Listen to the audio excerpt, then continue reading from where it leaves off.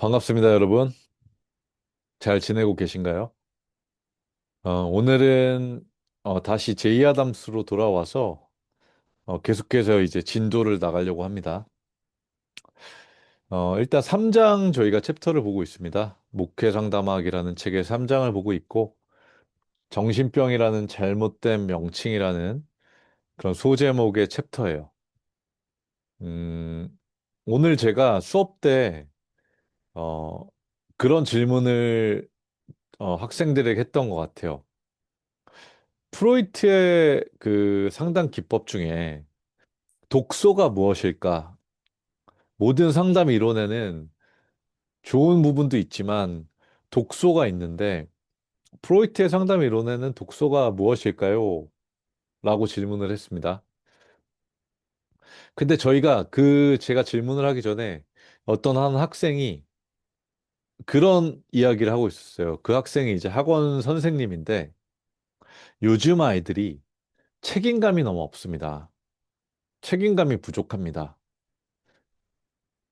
제가 이제 그 얘기를 듣자마자 그 질문을 한 거예요. 프로이트 상담 이론의 독소가 무엇일까요? 처음에는 대답을 못 하더라고요, 학생들이. 그러다가 이제 프로이트 상담 이론의 대표적인 특징들을 이제 이야기하기 시작했죠. 일단 결정론이 있겠죠. 어린 나이에 부모의 양육 태도, 또 어떤 부모의 패턴이 이 아이의 내적인 부분을 결정짓는다.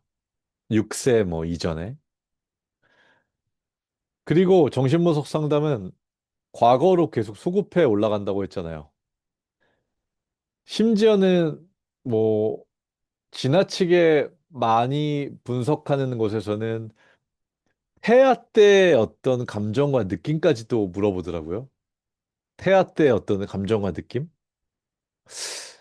그거 과연 느낄 수 있을까요? 저는 그런 생각이 들긴 하는데 아무튼 과거로 계속 소급해 올라가서 첫 번째 기억, 뭐 첫 번째 상처됐던 기억, 혹은 부모, 아버지, 어머니와의 어떤 관계적인 기억, 그런 것들을 계속해서 물어보고 추적한단 말이에요. 그렇게 정리하면서 과거에 대해서 분석하고 과거에 대해서 상담한단 말이에요. 이렇게 됐을 때 내 원인과 결과가 과거에 있는 게 돼버리잖아요. 그때 나타나는 부작용이 뭐가 될까요? 그리고 그때 있었던 사건으로 내가 이렇게 됐어 라고 우리가 인과관계적인 정의를 내려버리면 그럼 지금 내 인생에서 우리는 무엇을 잃어버리게 될까요? 이제 답을 찾으셨나요? 어, 뭐라고요? 네, 바로 책임감입니다. 음, 책임감이 정신분석 이론의 굉장한 독소라고 제이 아담스도 얘기하고 저도 굉장히 동의하는 바예요. 그 상담을 오랜 시간 받다 보면 뭐든지 자꾸 남 탓을 하게 돼요. 내가 이런 것은 부모님의 탓이고 아버지가 어렸을 때 나를 뭐 때려서이고 어머님이 나에게 분노를 일으키는 어떤 말을 해서이고 물론 영향이 있을 수 있겠지만 그거를 전적인 책임으로 돌리는 것은 또 다른 문제예요. 여기서 나오는 이 책에서 나오는 사실 많은 부분의 도덕적인 범죄자들이나 도덕적 문제를 일으킨 사람들도 그런 식으로 책임을 회피해가는 모습들을 볼 수 있어요. 지금 여기 사례에 나오는 레오 헬드의 사례가 있는데 이 책에 나오는 사례요. 레오 헬드는 40세 그냥 건장한 어, 직장인이었어요. 직장인이고 어떻게 보면 외부의 활동도 뭐 보이스카우트 지도자도 하고 소방대 서기도 하고 심지어 교회도 다녔다고 해요. 때로는 뭐 사람들과 말다툼도 좀 할 때도 있고 차를 급하게 몰 때도 있었지만 그게 그렇게 큰 문제가 돼 보이진 않았다고 해요. 그리고 책임감 있고 뭐 존경받을 만한 모범적인 시민이었다는 평가도 들었다고 이야기해요. 근데 이 헬드가 어느 순간 단독적인 폭동을 이제 일으킨 거예요. 헬드는 능숙한 사격수였다 그래요. 사격을 잘하는 거죠. 미국에서는 총을 쏠 수 있으니까. 뭐 동물을 잡을 때건 뭐 아무튼 그 허가가 나잖아요. 그래서 권총 한 자루와 또 소총 한 자루를 들고 30발의 총알을 가지고 직장으로 돌진한 거예요. 그렇게 해서 30발을 모두 다 소진될 때까지 직장 그 공장에 있던 직원들한테 난사한 거죠. 근데 그 이유가 뭐였냐면 무시받고 멸시받았다는 거예요. 이 공장에 있던 희생자들은 승진이 막 됐대요. 근데 그는 승진도 잘 안 되고 또 인정을 저기 상사가 다른 직원들을 인정해 주는 것 같은데 자기는 인정하지 않는 것 같고 이제 이런 것들이 감정적으로 내재적으로 분노의 감정으로 원한과 원망으로 막 쌓인 거죠. 그랬을 때 이 헬드는 결정한 거예요. 내가 다 죽이겠다. 근데 아무튼 간에 이제 정말로 땀을 흘리고 막 땀범벅이 되면서까지 다 총알을 쏘고 어떻게 보면 이제 헬드를 잡으러 경찰이 출동하고 했을 때 어떤 정말 불타는 그 화염 안에 그 연기 안에서 멍청한 사람 한 명이 서 있는 그런 느낌으로 헬드가 서 있었다는 거예요. 그때 이 공장에서 일했던 어떤 사무직 어, 직원이 이렇게 얘기했다는 거예요. 그의 정신병적 진단을 좀 미리 판단하고 정신과 의사한테 보냈으면 이런 일을 예방했을 텐데 그는 분명 정신병을 가진 사람인데 이런 이야기로 이제 이 아담스의 챕터 3이 시작되는 겁니다. 근데 문제는 우리가 이 질문을 해야 돼요. 정말 헬드가 정신병자인가? 다행히도 이 당시 타임즈에서는요, 정신병이 아니다. 그는 분개했기 때문에 살인했다. 그러니까 분개의 전적인 책임을 헬드로 돌리고 있어요. 근데 그 나스리 부인은 헬드의 그런 정말 말도 안 되는 살인 행위를 정신병이라는 이름을 붙여서 책임 회피를 할 도망갈 어떤 부분을 만들어 놨다는 거예요. 이게 어떻게 보면 조금 극단적인 사례로 여러분이 들릴 수도 있겠지만 이런 일들이 이제 어떻게 보면 비일비재한 거예요.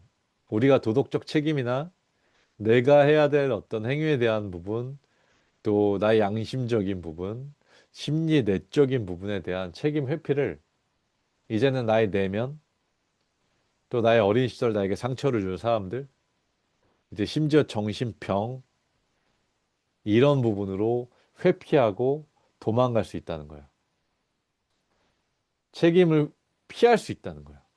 책임을 지지 않는 거죠. 어떻게 보면 이것은 인간의 본성이기도 해요.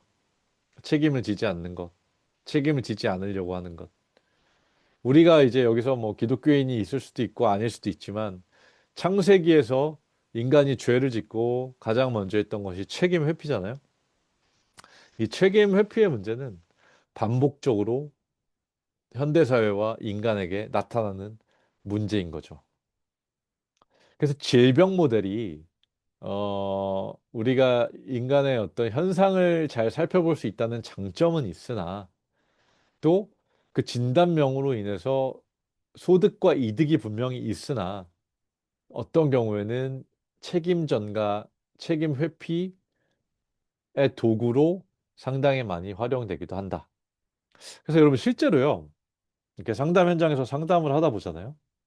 그러면 어, 자기의 문제를 굉장히 많이 감추고 위장하는 내담자들을 볼 수가 있어요. 그러니까 자기의 내면의 문제나 자기의 흠이나 허물이 드러날까 봐 본인에게 페르소나, 가면을 굉장히 많이 씌워서 그 자기의 모습이 드러나지 않게 계속 감추는 일들이 많아요. 특히 자기의 뭐 어떤 손해 볼 만한 문제들, 또 죄책감, 그런 도덕적인 어떤 실패 이런 것들은 끝까지 감추고요. 또 우리가 이제 많이 다루게 될 완벽주의자들도 지나치게 본인의 약함과 어떤 그 어, 부족함을 드러내려고 하지 않아요.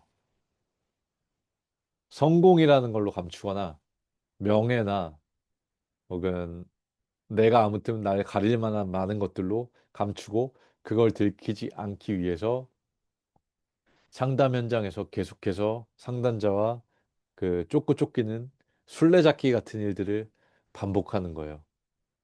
그래서 이제 이 67장에 보면 반복적으로 음, 병으로 위장한 그 내담자의 문제들이 계속 나옵니다.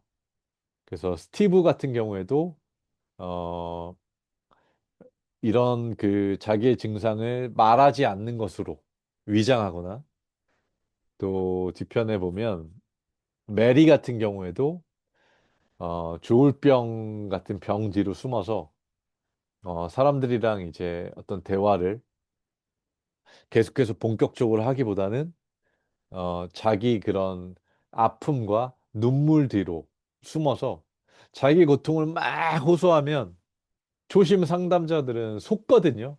아, 너무나 불쌍하고 안타깝다. 저 사람을 내가 도와줘야 되는데. 근데 그 눈물조차도 위장일 수 있는 거예요. 속일 수 있는 거예요.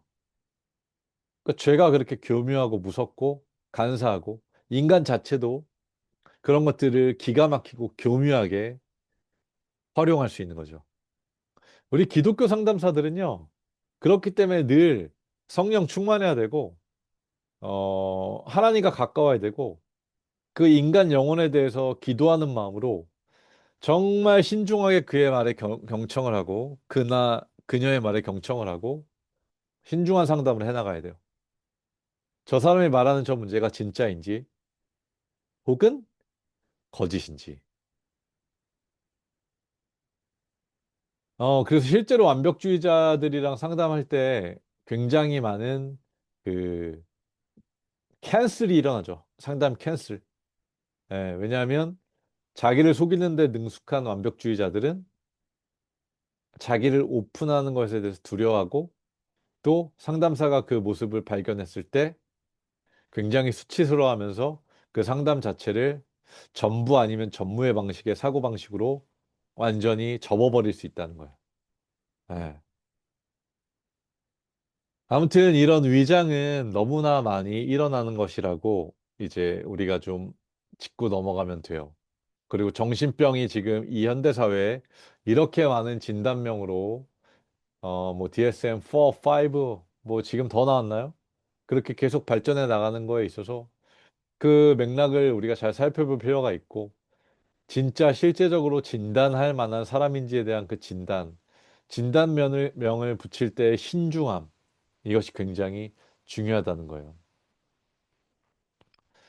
사장으로 이제 넘어가면 우리 그 성경적 상담, 제이 아담스는 권면적 상담이라고 했는데 예수 그리스도가 모든 상담의 중심이다라고 말하는 상담이 성경적 상담입니다. 지난번에 말하는 것처럼 권면적인 상담의 뜻은 권면하다, 가르치다, 훈계하다 이런 얘기들이 내포돼 있죠.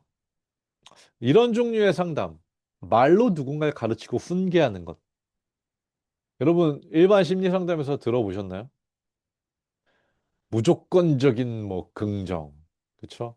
아니면 전이 역전이 상담, 또 공감 상담, 로저스의 따뜻한 상담 이런 것들은 많이 있지만 누군가를 권면하고 훈계한다, 교훈하다, 가르친다 이런 종류의 상담은 여러분 처음 들어보셨을 거라고 생각합니다.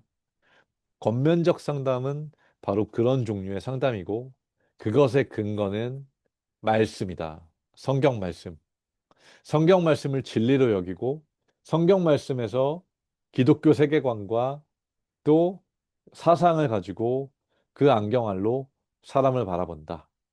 그래서 제이 아담스가 이 성경적 상담을 주창했을 때 많은 목회자들이 이 사역을 잘 감당할 수 있는 자질과 조건을 가지고 있다라고 이야기한 거예요.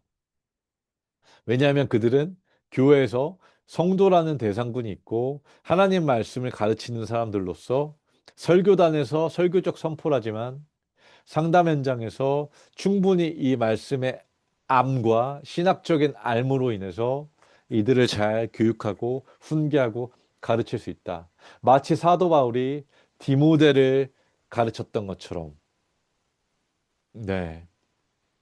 그런 권면을 하는 상담. 이게 바로 권면적 상담입니다. 그래서 이제 바울은요, 어, 여러분이 성경을 이제 뭐 모르시는 분도 계시겠지만 에베소에서 단순히 복음 전도만 한 게 아니라 3년 동안 목회를 같이 했죠. 그래서 그가 이런 말을 하잖아요. 너희가 일깨어 내가 3년이나 밤낮 쉬지 않고 눈물로 각 사람을 훈계하던 것을 기억하라. 저는 여기서 들어오는 단어는 눈물로예요. 우리가 권면적인 상담을 하면 가르치다, 훈계하다 이런 것들이 굉장히 딱딱하고 경직되게 느껴질 수 있는데 바울은 그 전제를 사랑을 전제로 했다는 거예요. 사랑을 전제로 권면하고 사랑을 전제로 사람에게 말을 할 때 그 사람은 틀림없이 변하게 된다는 걸 믿는 거죠. 성경조차도 말씀으로 또 이 세상도 말씀으로 또 인간도 말씀으로 창조되고 회복되고 질서가 잡혔듯이 우리가 올바른 것을 알고 올바른 것을 가르칠 때 한 사람이 살아나고 한 사람이 세워진다. 이렇게 이제 좀 우리가 생각하면 좋을 것 같습니다. 그래서 이제 음, 중요한 부분, 우리의 어떤 가르침이 나타나는 부분이 권면적 상담이다. 그리고 커뮤니케이션이 이런 역할을 해준다. 라는 것들을 우리가 이제 기억하면 좋을 것 같습니다. 또 권면적 상담을 받으려고 하는 내담자들에게는 사실 어떤 잘못이 있다는 것을 암시하고 있다라고 생각한다고 해요. 전제를 깐다고 해요. 그게 뭐냐면 어, 어떤 지금 인간적인 순기능 뭔가 이렇게 선순환을 하지 못하는 것에는 어떤 방해, 어떤 문제, 혹은 어떤 죄, 어떤 어려움, 어떤 고난이 있을 것이다라는 전제로 들어간다는 거죠. 네. 그리고 반드시 우리가 이 상담에서 빼놓지 말아야 될 부분 죄의 영역인 거죠. 그 부분은 반드시 우리가 어, 잡고 가야 되는 이 상담의 부분인 거죠. 그렇지만 아무리 죄를 다룬다고 하더라도 우리 2세대들 성경력 상담사들이 이야기했지만 고난과 역경과 힘든 감정과 사람과 사람 사이의 만남, 인격적인 관계에 대해서는 빼놓지 않고 매우 중요하게 생각합니다. 근데 한 가지 특징으로는요, 권면적 상담은 다른 상담이 갖지 않은 독특한 특이한 지점이 있어요. 그건 뭐냐면, 징계하다라는, 어, 징계성에 대해서 우리가 때로 시행할 수 있어요. 훈계라는 거는, 권면이라는 거는 내가 그 사람이 무언가 잘못하고 잘못된 길로 갔을 때 때로는 쓴소리를 하고 채찍질을 해서라도 그를 올바른 길로 돌리는 거예요. 성경에 그런 예가 있죠. 엘리라는 제사장이 그의 아들들이 범죄했다는 소식을 듣고 그 아들들에게 올바른 훈계를 하지 못했기 때문에 그 아들들이 어떻게 됐죠? 죽임을 당하잖아요. 네. 아무리 엘리가 그 제사장으로서 이스라엘 백성들에게 옳은 소리라고 올바른 말을 하고 그들을 잘 인도했다고 할지언정 자기 자식들에게 그 역할을 하지 못했을 때 망가지잖아요. 징계할 때 징계하지 못하면 일어나는 일들입니다. 그래서 여러분 어떠세요? 여러분이 양심에 따른 정말 성경에 따른 잘못을 하고 죄를 짓고 도덕적 혼란을 겪고 또 내가 하나님 말씀에 불순종했을 때 여러분한테 징계가 없으신가요? 혹은 징계가 있으신가요? 징계가 있으시다면 그 징계는 사랑의 표징일까요? 혹은 나를 미워하셔서 때리는 채찍질일까요? 당연히 전자인 거죠. 하나님은 우리를 사랑하시기 때문에 우리를 올바른 길로 가기를 원하시고 우리가 잘못했을 때 때로는 징계하시고 그 징계는 우리에게 올바른 열매를 맺게 하기 위한 하나님의 사랑의 표현이신 거예요. 우리가 이 부분을 절대로 잊으면 안 되고 권면적 상담에는 그래서 이런 권면과 징계의 방법이 내포돼 있다. 그리고 이러한 권면적 상담은 인간의 책임을 부여한다. 이 책임은 인간에게 있어서 굉장히 중요한 부분이다. 물론 저희는 은혜라는 것들을 중요한 어떤 요소로 보지만 은혜와 책임 이 양쪽 모두가 중요하다는 것을 잊으면 안 되겠죠. 은혜 안에 있다고 내가 내 행위와 내 어떤 태도에 책임을 지지 않는 행동을 한다면 그게 과연 은혜 안에 있다라고 할 수 있을까요? 은혜 있는 자는 책임을 지고 책임이 있는 자는 은혜를 누리고 있다라는 이런 부분들을 균형 있게 잘 알아야 될 것입니다. 어, 마지막으로 권면적 상담은 사랑의 상담이고요. 권위 있는 상담이십니다. 에덴 동산에서 죄가 시작됐을 때 사람이 하나님께 불순종하고 양심의 가책을 받고 두려워서 주님을 떠나려고 하고 숨으려고 했을 때 이제 하나님께서는 그들을 말씀으로 불러내시고 말을 거시고 그 부분에 대해서 고백하게 하시고 책임지게 하시는 거예요. 예. 그게 바로 권면적 상담이 어, 하나님이 하셨던 방법을 그대로 받아들여서 하는 상담이라는 것을 말하는 겁니다. 물론 권면적 상담에도 실패가 있습니다. 무조건 성공을 한다는 건 아니에요. 많은 경우가 있겠지만 대표적으로 상담이 실패한 이유는 그 내담자들의 불만이나 변명에 지나치게 동정적이기 때문인 경우가 있다고 합니다. 이거는 상담을 해본 상담 사람은 누구나 아마 경험해 봤을 거예요. 아까 얘기한 대로 뭐 이렇게 얘기하면 미안하지만 내가 내 문제로 회피하고 도망가는 사람은 굉장한 동정의 눈물을 잘 보이고요. 어떻게 보면 진짜 연극 배우보다 훨씬 더 연기를 잘하는 모습으로 여러분 앞에 설 수 있어요. 여러분 앞에서 눈물을 흘리면서 과거의 어떤 사건을 얘기했을 때 여러분은 그 내담자를 그냥 단순히 피해자로 생각해서 동정 어린 시선으로 보고 또 그 눈물만 그냥 닦아주고 또 그 연민에만 동조하고 그를 돌려보낼 수 있다는 거예요.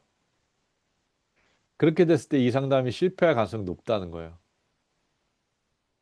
진짜 면밀하게 그 사람이 져야 될 책임과 그 사람의 내면에 대해서 정확히 봤냐는 거예요. 우리가 그러지 않고 그저 연민하고 동정할 때가 많다는 거예요. 우리가 내담자의 과거를 얘기할 때 그들의 책임 회피를 동조할 수 있다는 거예요. 그리고 나도 모르게 나도 그 책임 회피에 물들여서 딸려갈 수가 있어요. 그 사람의 그 책임 없음이 피해라는 것을, 그가 겪은 피해라는 것을 동조할 수 있다는 거예요. 그렇게 됐을 때 그 내담자의 책임감 없음은 훨씬 더 강화되는 거죠. 그리고 이제 이런 내면의 혼란스러움과 죄의 문제가 계속 책임 없음과 연관됐을 때 감정의 크기는 훨씬 더 세집니다. 근데 그런 내담자인 경우에는 감정에 또 굉장히 몰두하려고 그러고 감정이 행동을 지배하게 둔다는 거예요. 근데 이거는 성경에서 얘기하는 것과는 반대되는 거죠. 우리는 말씀에 순종하고 내 감정에 어떻든 행동을 또 함으로 인해서 감정을 변화시키고 충분히 그럴 수 있는 존재들인데 감정의 나를 내가 맡기고 감정이 그냥 시키는 대로 하고 그렇게 됐을 때 인간이 점점 점점 감정의 노예가 되어가는 경우가 많이 있습니다. 예를 들어서 내가 게을러요. 움직이기 싫어요, 감정이. 근데 이 가만히 감정을 들여다보면서 이 감정이 변할 때까지 나는 오늘 가만히 누워 있어야지. 언제 내가 일할 맛이 날까? 언제 감정이 바뀔까? 그러면 그 사람은 계속 하루 종일 누워 있을 가능성이 큽니다. 이 책의 챕터에서는 상담자의 자질에 대해서 다음으로 이야기하는데요. 선함과 올바른 지식, 특히 신학적인 지식을 갖고 있으면 굉장히 좋다라고 얘기하고요. 또 당연히 심리학적인 지식, 이런 부분도 있으면 좋겠죠. 왜냐하면 굉장히 많이 분별하고 변증해야 되니까. 그리고 가르치는 상담이 있기 때문에 가르치는 은사가 있는 게 굉장히 필요할 거예요. 그리고 하나님의 영광을 위해서 진리를 잘 사용하는 사람이 필요할 것이다. 네. 그리고 어떻게 보면 모든 상담이 그렇듯 가장 좋은 광고는 만족한 고객이 다른 사람에게 구전으로 그 상담에 대해서 효능을 평가해 주는 거예요. 여러분의 현장에서 여러분이 상담을 할 때 한 사람이 살아나고 한 사람이 고쳐지고 한 사람이 매임에서 풀려나면 그 사람은 다른 사람들한테 또 필연적으로 이야기를 하더라고요. 다른 사람이 힘들 때 그 상담사를 소개를 시켜주더라고요. 그래서 그 상담이 절대 멈춰지지 않고 끝나지 않고 계속해서 이어지더라고요. 예. 그런 여러분이 사람을 살리면서 또 그 살아난 사람이 또 그 효과를 입증해주고 또 그래서 여러분한테 그 또 다른 사람이 찾아오고 그런 은혜를 누리는 상담사가 되기를 저는 바랍니다. 권면적 상담은 여러분을 그런 상담사로 준비시켜주기에 굉장히 탁월한 진리를 갖고 있다. 또 방법론을 가지고 있다. 성경적이다. 그렇게 말씀드리고 싶어요. 그래서 이 상담을요, 여러분 놓치지 말고 끝까지 배워보시기를 권면합니다. 감사합니다.